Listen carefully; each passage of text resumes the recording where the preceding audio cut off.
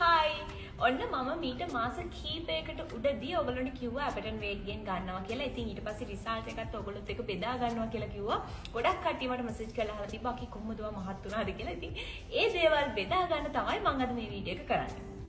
ඉතින් මම කලින් Zumba instructor කෙනෙක්, dancing කරපු කෙනෙක්. ඉතින් මේ දේවල් එක්ක හැම වෙලෙම මම මහන්සි වෙනවා.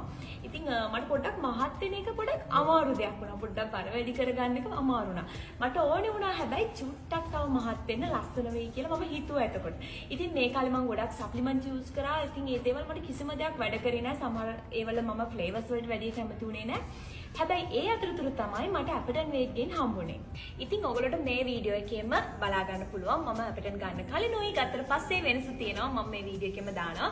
ඉතින් මම මේක ගන්න ගමන් සමබර ආහාර වේලක් ගත්තා, වතුර හොඳට බිව්වා, වගේම වර්ක්අවුට් කරා. ඉතින් මට ඇපටන් ගන්න කලින් කිලෝ 43ක් වගේ තමයි මගේ බර තිබුණේ. දැන් කිලෝ 50කට ආසන්න වෙන්න තියෙනවා. ඉතින් මේ දේවල් එක්ක මමත් ඔයගොල්ලන්ට කියන්නේ සිහින් සිරුරක් තියෙන කෙනෙක් නම් නිරෝගීව බර වැඩි කරගන්න බය නැතුව ඇපටන් ගන්න.